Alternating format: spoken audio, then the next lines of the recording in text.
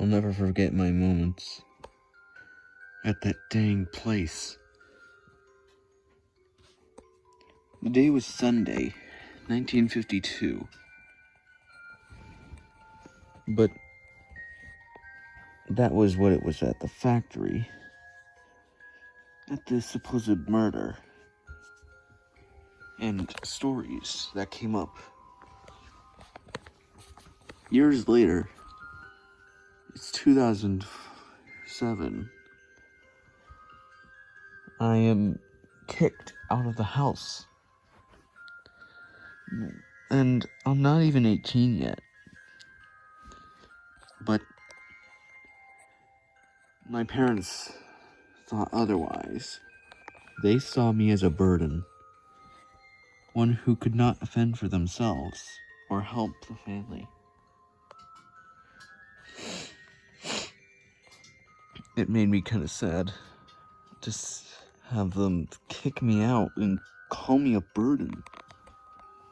I knew I had to go out and find a job. Prove them wrong. Tell them that I'm not a burden. I'm just trying to do all I can. I find a newspaper on the ground. It was the latest, I was lucky. But you don't normally find newspapers on the ground anymore, so that was unusual. I am in a part of New York where newspapers aren't very known to be a very used piece of information. I don't know how to say that. Point is, in this town, we don't use newspapers all that much. We used to, but ever since the factory incident, newspapers have gotten too scary to read. I saw a job listing. It was on the factory that I knew was haunted. I should give you a little more backstory than what I had just said at the beginning. The factory was built in accordance at 1940, around the World War. This was a manufacturing company for small arms. The basement was where the incidents were recorded the most.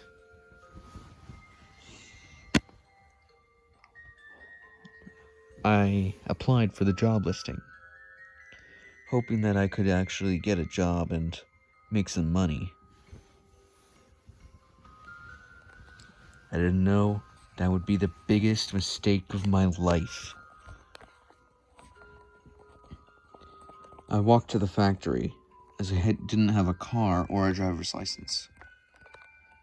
As I was only just under 15. Yeah, more or less. I don't remember the exact age. But when I applied for the job, as I entered the factory, the boss of the factory, who was putting it under new management, had immediately hired me.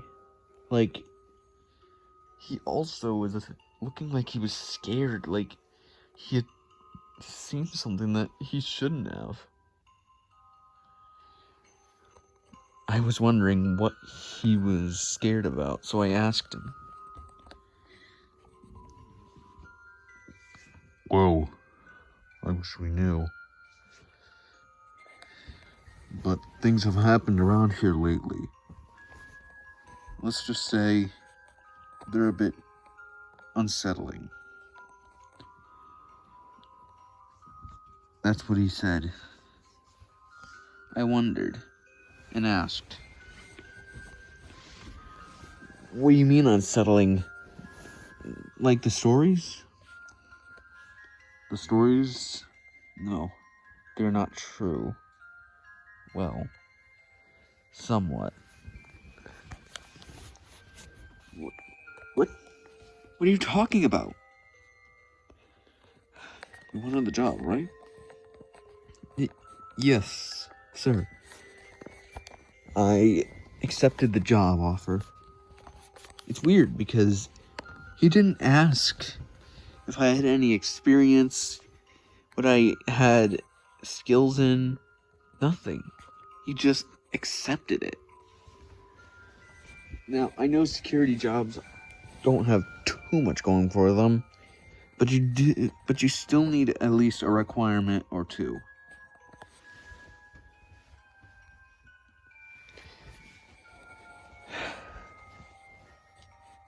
I left the factory, but then I felt a little uneasy as I exited, feeling like something was watching me as I exited. I went and got an apartment as I did a secondary job at the apartment building to stay there for the day. I forgot to tell you that my job, it was a night application of around 1 to 7, roughly 6 hours.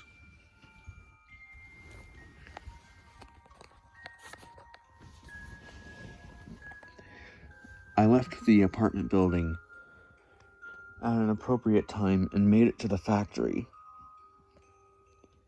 The factory was ghost quiet. Should I say eerily, spiritually quiet. I suddenly fainted, as if I was hit in the back of the head.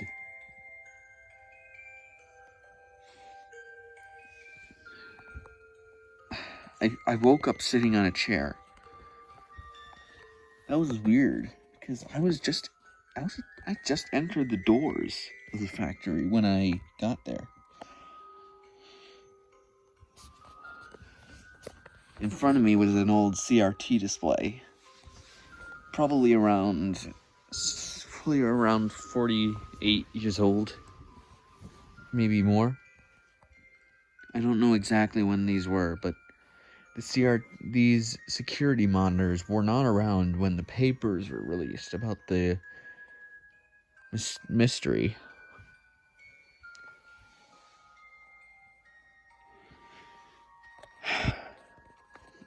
I looked at the CRTs and noticed it was some major areas in the factory. I guess they didn't want those small arms being stolen. But I thought, these are old arms in the crates. What would these be stolen for? Suddenly, the screen was growing with static, encapsulating the screen. It stayed like this for about 5 minutes. Then, as the camera went on, it looked normal, though something was off. For some reason, it looked like there was a face in the background. Someone crying, hoping and saying, "Please help me." I looked through another camera, but there was a gun pointed towards the camera. And I thought, maybe that's just how it was placed. I looked at the next camera, and it had the door to the basement. And as I watched the camera feed, I noticed the door was slightly opened.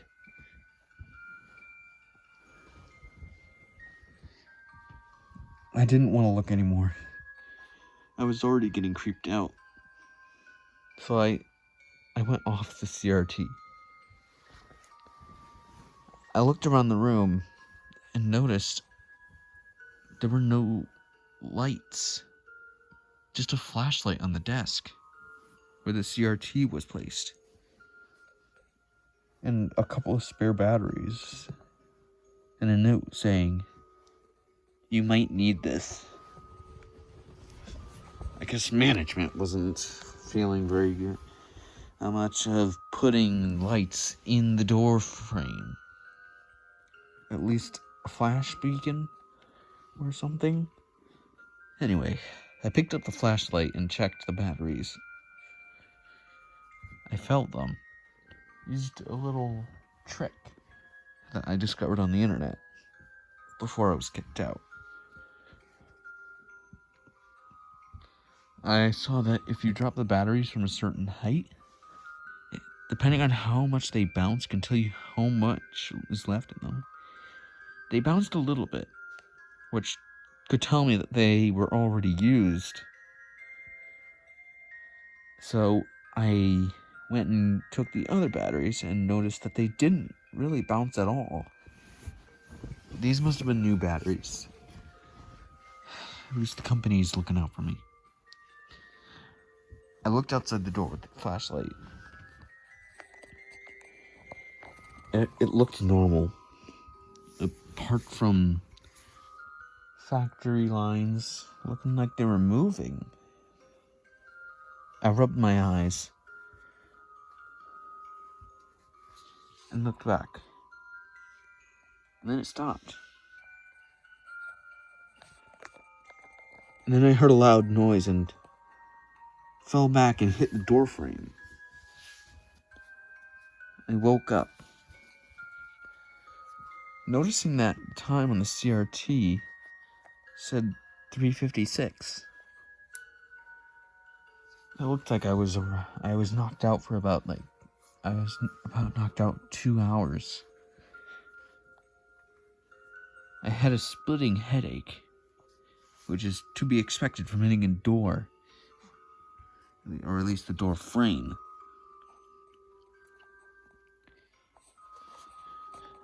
I couldn't take it. It was creeping me out. I really wanted to call my friend, but I didn't have a phone. But then I realized, hey, there's a landline phone right there. On the desk was a landline phone used for contacting the company and notifying if there was any disturbances. I first called the company, though with a couple of errors, because the boss didn't give me the right phone number. It was a bit mixed. Then I told them there was an issue with the CRT and a couple of strange noises. But that's all. And I said, I felt like this was something weird. I left out the part about the basement door being open because I feared they would think I opened it.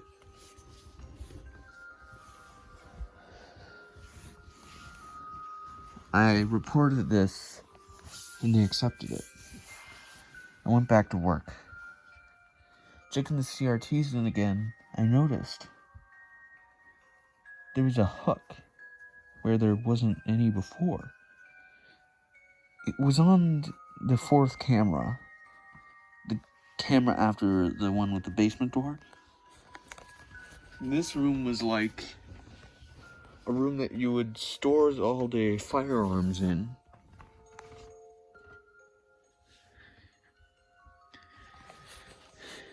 The hook was swinging a little bit. Slowly, I started seeing something appear on the hook. It looked like someone who was hanging by the neck. I never heard about this person on the news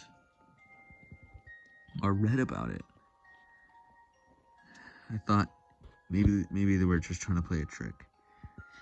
After all, the thing was that there were always at least 2 other members who were in the building with me.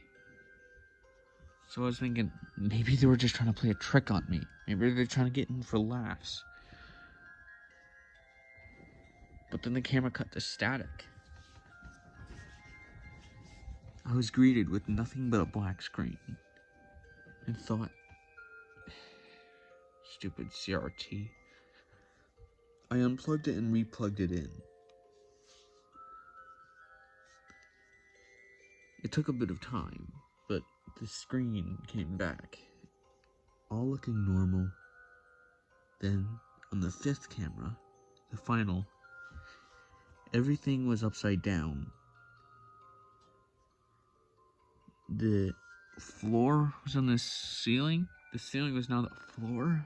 Basically, it was like the camera was flipped upside down. But I know this wasn't true because the red light was down to the right, which is usually up on the left, where I see it blinking. Clearly, there must have been a misplacement with the camera. Maybe some sort of malfunction. Then, I noticed something weird. A humanoid figure. It looked like they were pale, almost skeleton-like. They were slowly walking in a very inhumane way. Like they knew I was watching them.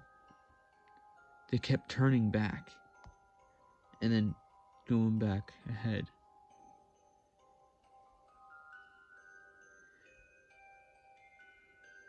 I sometimes wonder, after that, my first shift was over. I forgot to say that I was to be paid hourly. And for that extra report, I only got a small tip. As this company wasn't really making enough money in the beginning. Because they were trying to focus on turning the factory into something that can give you food and other necessities. That's why there were boxes everywhere that had food in them, or at least ingredients.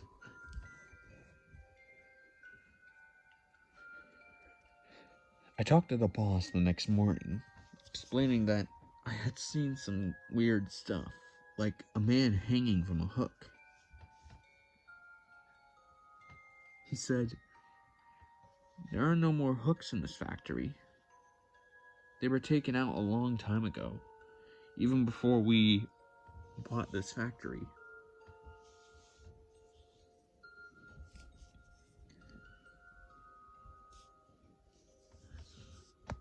I asked, was there anything wrong with the hooks in particular?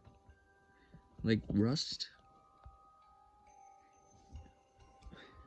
Well, now that you mention it,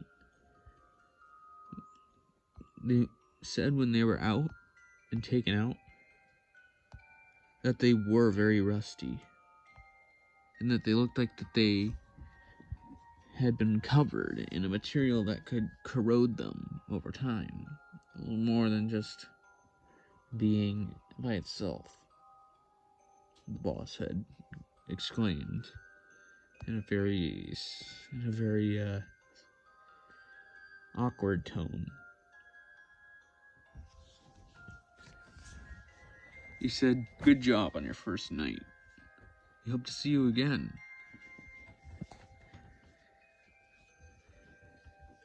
The same thing happened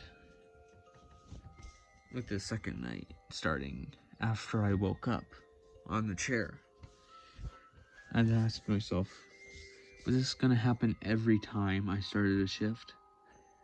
Because if it did, I would get some serious brain injuries. Suddenly, I heard creaking. The floors in the office were made of concrete, and so were outside. But the floor above was made with wood flooring. This meant that the floor would creak from time to time after being degraded after some time. I then thought, hey, maybe it's one of the two people. I went onto the cameras. Everything was usual, except the camera it was on. It was not supposed to be on the third camera, with the basement door. And speaking of the basement door, it was opened up a little bit more. But I see half of a face peering out of the door, looking like it was crying blood. Like they were trying to tell me something. Like, please, help us. We are begging you.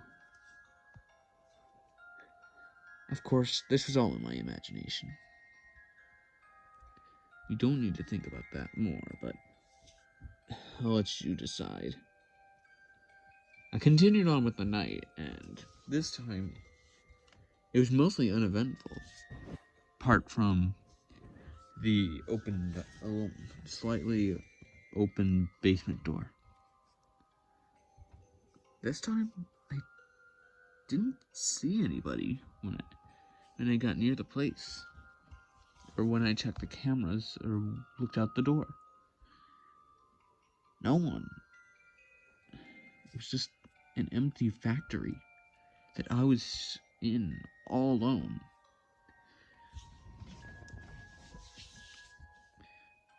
At around 6:30, something strange happened.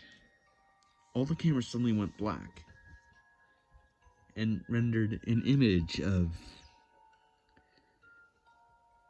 or what looked like a surveillance footage.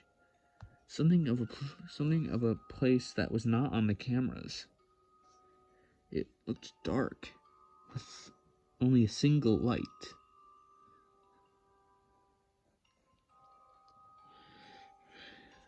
I could hear someone crying. And then I could hear what sounded like water drops dripping from what would be the ceiling onto the cold concrete floor. Then I heard very quiet laughing, almost maniacal, like someone did it. Someone killed somebody. I heard a whoosh sound within the feed. And then a scream. How do I explain it? It was like someone was having their toes ripped off one by one. It was a blood-curdling scream. And then, out of the blue, on the other camera, after I tried to get out of it, on the other 4 cameras was just 4 faces. 2 looked like ones I had seen on the cameras the night before. One had their neck pierced, but the other one had their neck completely covered in a ring of blood. The other 2, I could see their chest, and it was having their chest was slit. I know this is too much for YouTube, but I'm not gonna get into nitty-gritty details on that part. But let's just say these guys were a little bit more brutalized, a little more mutilized, and seemed tormented? I'm not sure. But all screens went into some sort of like color screen. You know, the ones that appear and makes that high-pitched noise. But instead of high-pitched noise, it was screaming.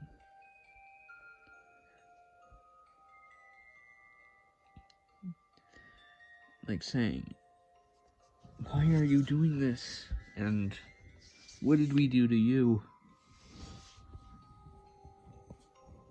It stopped suddenly. I thought, I should just get this out of my head. After all, it was 7:15. My time to leave. When I tried to leave, I noticed that the door was closed. It's strange because I was told that the door makes a pretty loud sound when it's closed, so that I would know. But it almost seems like the door was closed so slowly while I was seeing all that stuff on the cameras that I didn't hear it.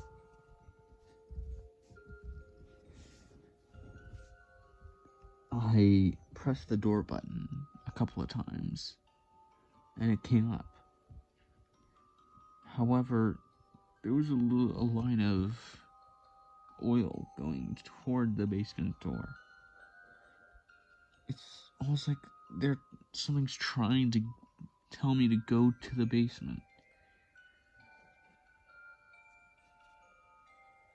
I think you could tell by now, because this story is mainly featuring a basement of the factory. And yes, I said a basement. The second basement was a renovated one. It wasn't under the building, it was to the side. So I couldn't call it the basement too much, but they called it their second basement. I left. And I left a note saying, "This is getting a bit scary." I then got a notification on the phone that I had gotten just 1 week prior, that the money that I had gotten from the first night and the little extra, it was saying, "Get to work immediately. We need you." I asked why, and it was an emergency. We need you.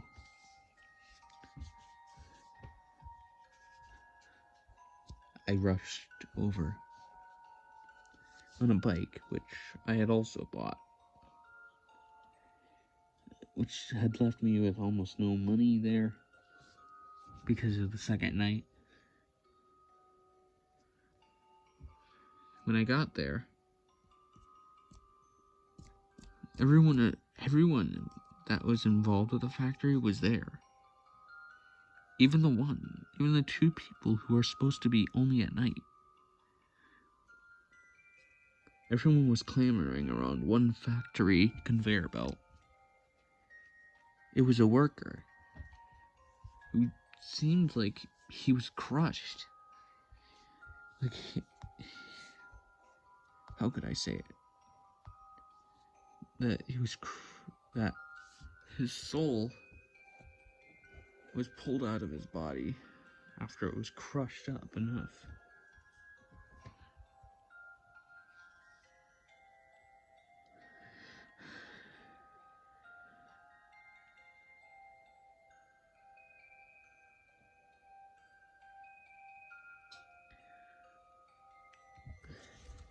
They then asked, "Did you see anything during the night that this could have happened?" I said that I never saw the two workers during the night. The one who was still alive said that they thought they would stay outside and check for intruders if any ever came. He said He said that the other worker, who we saw lying on the conveyor belt, wanted to go inside to get a drink. We did have rooms so that we can eat and drink. But it seems he was hit in the back of the head, because the back of his head seemed flat, like tabletop flat. Like there was almost no curvature at all. This is what I meant when it seemed like he was flattened.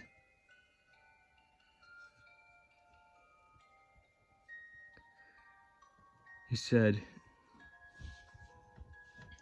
"Okay, everyone. We all know that this is a scary event that has happened here, but we should not bring it out to the press. If they do, they might bring down the factory. Does anyone know what happened?" The boss said, in a sinister but also freaked tone.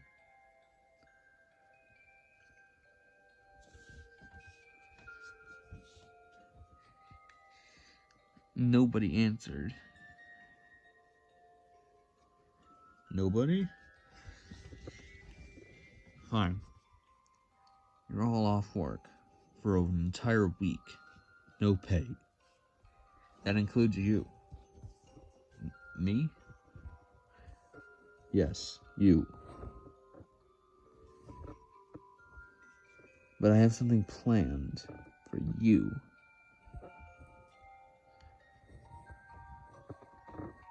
We went out during the week. Boss called me.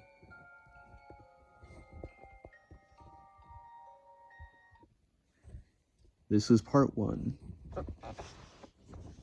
Subscribe and comment if you want to see part 2. Or hear, rather.